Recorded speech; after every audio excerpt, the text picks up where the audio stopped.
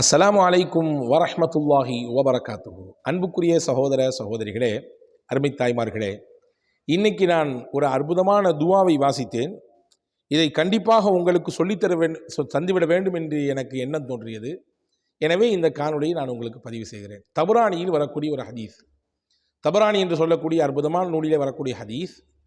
இந்த துவா கொஞ்சம் நீளமானது தான், ஆனால் பலன் அதிகமானது, ரொம்ப பெரிய பலனை தரக்கூடியது. வீட்டில் ஏதாவது ஆபத்து ஏற்பட்டு போயிருமோ, திருட்டு ஏற்பட்டு போயிருமோ, கொள்ளை ஏற்பட்டு போயிருமோ அப்படின்ற பயம் இனிமேல் உங்களுக்கு தேவையில்லை. நம்ம வியாபாரத்தை விட்டு வெளியூருக்கு போகிறோமே, வியாபாரத்தில் ஏதாவது நஷ்டப்பட்டு போயிருமோ, அல்லது இருக்கக்கூடியவங்க ஏதாவது கையாடல் செஞ்சுருவாங்களோ, அல்லது நம்ம வேறு யார் மூலமாவது ஏமாற்றப்பட்டுருவோமோ அப்படிங்கிற பயம் உங்களுக்கு தேவையில்லை. வேறு எந்த மாதிரியான குழப்பமெல்லாம் நம்ம வாழ்க்கையில் ஏற்படும், வீட்டில் ஏற்பட்டுரும், தொழிலில் ஏற்பட்டுரும், நம்முடைய வியாபாரத்தில் ஏற்பட்டுரும், எந்த பயமும் வேண்டாம். நிம்மதியாக நம்முடைய பணிகளை நாம் நிறைவாக செய்யலாம். காலையில் ஒரு முறை இந்த துவாவை ஓதிக்கொள்ளுங்கள், மாலையில் ஒரு முறை ஓதிக்கொள்ளுங்கள். திருட்டின் பயம் வேண்டாம், கொள்ளையின் பயம் வேண்டாம், நஷ்டப்பட்டு விடுவோமோ என்ற பயம் வேண்டாம், பிறரின் மூலமாக நம்முடைய சொத்துக்கள் சூறையாடப்பட்டு விடுமோ என்ற அச்சம் வேண்டாம், பிறரால் நாம் ஏமாற்றப்பட்டு விடுவோமோ என்ற பயம் வேண்டாம், நம்முடைய தொழிலில் போட்டி ஏற்பட்டு நம்மளை வீழ்த்திடுவாங்களோ என்ற அச்சம் வேண்டாம். நிம்மதியாக நம்முடைய பணிகளை செய்து கொண்டே இருக்கலாம். காலை ஒரு முறை, மாலை ஒரு முறை ஓதிக்கொண்டால் போதுமானது. தபரானி ஷரீஃபிலே வரக்கூடிய ஹதீஸ். இந்த துவாவை சொல்கிறதுக்கு முன்னாடி ஒரு நிகழ்ச்சியை சொல்கிறேன். அபுத்தர்தா ரதியல்லாஹு அன்ஹு என்ற ஒரு சஹாபாக்கள் ரொம்ப முக்கியமானவங்க.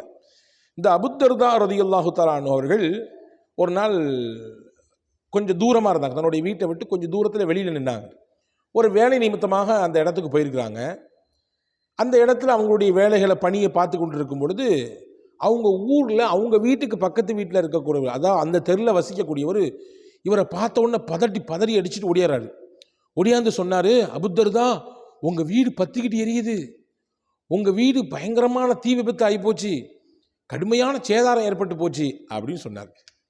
உள்ளபடியே இந்த வார்த்தையை நம்ம வீட்டில் அப்படி ஏற்பட்டுச்சு சொன்னால் நம்மளுடைய நிலைமை என்ன ஆகும் எங்கன்னு யோசிச்சிருப்போம். அப்படி பதட்டப்பட்டு துடிச்சு போயிருப்போம். என்ன ஆச்சோ ஏதாச்சோ தெரியல, என்னமெல்லாம் எரிஞ்சு போச்சோ, எவ்வளவு தூரம் பாதிப்போ. அதற்கு அபூதர்தா ரலியல்லாஹு அன்ஹு கொஞ்சமும் கலங்கவில்லை, கொஞ்சமும் அது பற்றி ரொம்ப கவலைப்படலை. ரொம்ப ரிலாக்ஸாக சொன்னாங்க, ரொம்ப நிதானமாக சொன்னாங்க. அப்படிலாம் ஒன்றும் ஏற்பட்டிருக்காது, போங்கன்னாங்க.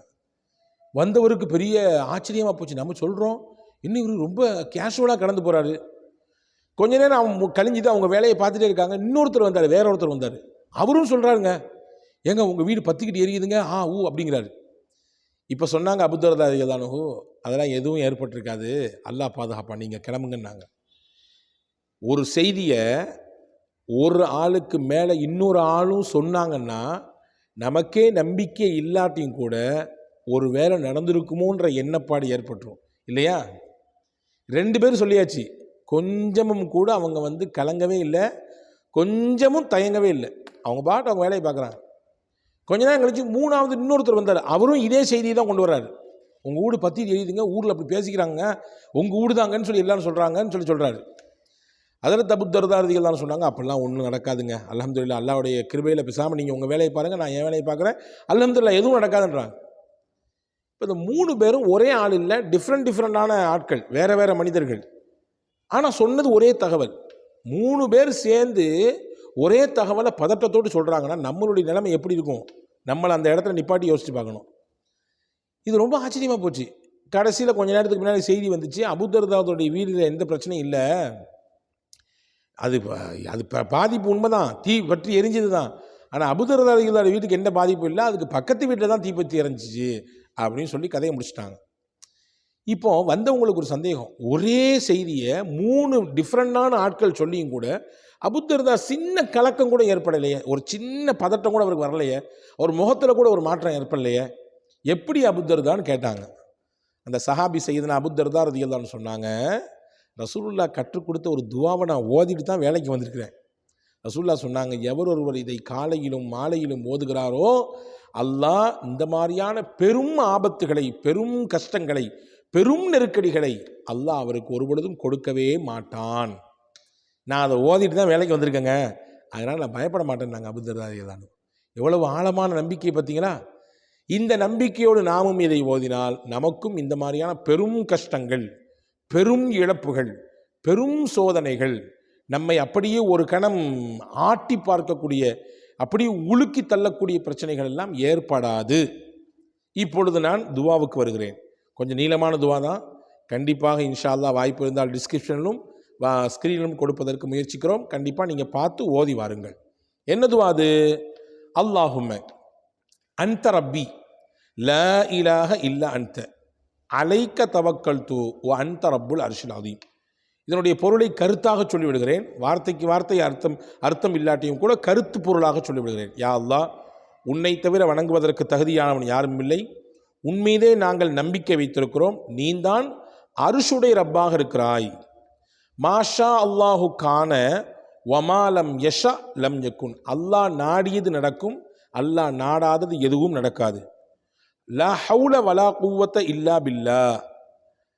நன்மையை செய்வதற்கும் தீமையிலிருந்து தவிர்வதற்கும் அவனுடைய சக்தி இல்லாமல் எதுவும் நடக்காது.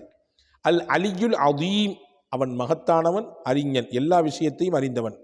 அலமு அன்னல்லாஹ அலா குல்லி ஷையின் கதீரு அன்னல்லாஹ கது அஹாத்த பி குல்லி ஷையின் இல்மா. நிச்சயமாக நான் அறிந்திருக்கிறேன், வல்ல அல்லாஹ் எல்லா வஸ்துக்கள் மீது சக்தி உள்ளவன். அது மட்டுமல்ல, எல்லா விஷயங்களை பற்றியும் தெளிவான ஞானம் அவனுக்கு உண்டு.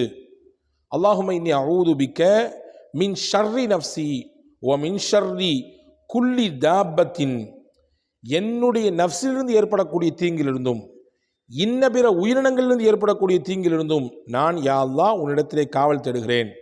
காரணம், எல்லா உயிரினங்களின் நெற்றி ரோமமும் உன் கைவசம் இருக்கிறது. ஆஹிதும் பி நாசியத்திஹா இன்ன ரப்பி அலா சிராத்தி முஸ்தகீம். நிச்சயமாக என்னுடைய ரப் இருக்கிறானே, அவன் நேரான வழியின் மீது இருக்கிறான். இதுதான் இந்த துவாவினுடைய கருத்து பொருள். மறுபடியும் இந்த துவா ஒரு தடவை வாசிச்சிட்றேன், நீங்கள் கேட்டுக்குங்க. அல்லாஹும்ம அன்த ரப்பி லா இலாஹ இல்லா அன்த அலைக்க தவக்கல்து வ அன்த ரப்புல் அர்ஷில் அதீம். மாஷா அல்லாஹு கான வ மாலம் யஷா லம் யகுன் லா ஹவுல வலா குவத்த இல்லா பில்லாஹில் அலியுல் அதீம்.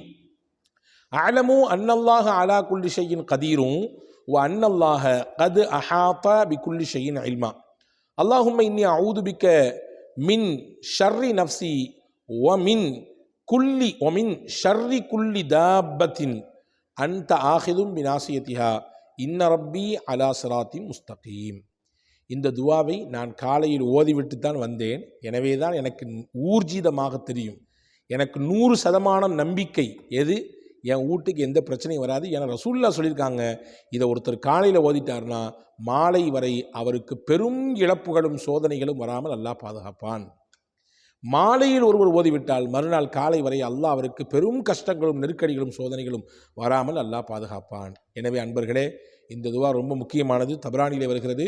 இந்த துவாவை நீங்கள் எழுதி எடுத்துக்கொண்டு உங்களுடைய முன்னேற்றத்திற்கு, உங்களுடைய தொழிலுக்கு, உங்களுடைய நீங்கள் செய்யக்கூடிய வியாபாரத்திற்கு, உங்களுடைய இல்லத்திற்கு, உங்களுடைய இன்னபிற விஷயங்களுக்கு பாதுகாப்பை பெறுவதற்கு அவசியம் ஓதி வாருங்கள். நீங்கள் 2-3 நாட்கள் தொடர்ச்சியாக ஓதினால் போதுமானது. 4வது நாளிலிருந்து தானாக வாயில் வந்துவிடும், அது மனப்பாடமாகவும் ஆகிவிடும். வல்ல அல்லாஹ் தௌஃபீக் செய்வானாக. பின்பற்றக்கூடிய நசீபை உங்களுக்கும் எனக்கும் தருவானாக. வஸ்ஸலாம். அஸ்ஸலாமு அலைக்கும்.